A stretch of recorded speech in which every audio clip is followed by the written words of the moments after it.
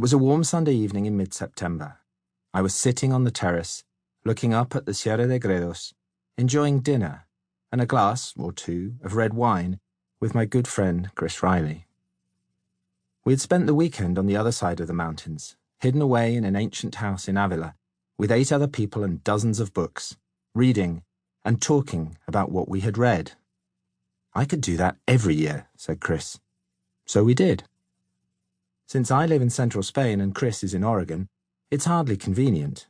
Yet every year, he travels over 5,000 miles for a couple of days to do very little. Others travel considerable distances too.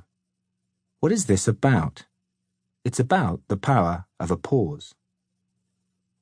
That Sunday evening, as we sat and talked, Chris was keenly aware of how much the time out had given him and how much he'd needed it. Hence his comment. He could feel it had affected him on many levels, physically, mentally, and emotionally. He even looked different. The switch of activity and rhythm enabled him to notice and pay attention to what was going on inside him. He found he was able to reconnect with himself, as well as forge new connections with others. His sense of what mattered shifted. It was a moment of resetting, of regeneration, of new ideas and perspectives. It deepened his thinking. Time itself seemed to slow down, or open up, and he found himself coming up with ideas to solve problems I didn't know I had, without even trying. What looked like time off enabled him to do work of a different kind. Chris recognized that this was an ongoing need, not a one-off. It wasn't that he wanted to do it again, he wanted to do it every year. His comment was a watershed, and the reading weekend became an annual fixture in the calendar, a pivotal point that gives shape to a year.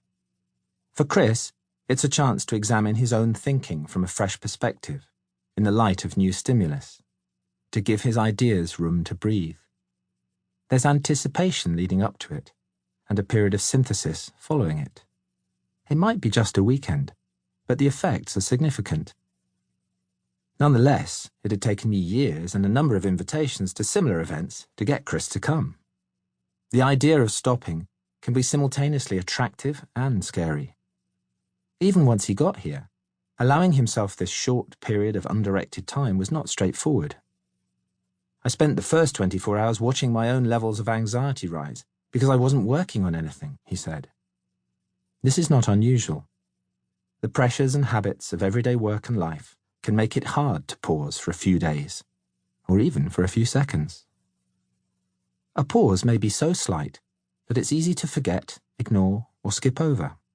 In one's enthusiasm to forge ahead, the spaces to notice or appreciate or reflect are often left by the wayside. We're all prey to this.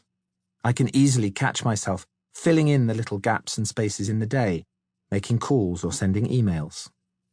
Yet the idea of never a wasted moment comes at a cost. Not long ago, when my sister and her husband visited, I took them on a mountain walk. I noticed they kept stopping, or, to be more accurate, I noticed that I had stopped stopping. I often walk on my own, so walking in company made me realize that over time I'd become almost entirely focused on getting to the top, taking pride in how quickly I could do so. The walk had become a goal to be achieved rather than an experience to be enjoyed. Yet why bother with a mountain walk if you never pause to take it all in? I was missing the point as well as the view. How often do we do something like this? For example, our children can easily become just a stream of endless tasks, feeding, dressing, getting into school or football practice or dance class, doing homework, bedtime story, and so on. In the midst of all that, do we allow ourselves time to actually be with them, to enjoy them? Do we give them the time to be childlike? Or are we so focused on having them notch up another achievement that they miss out on the view along the way?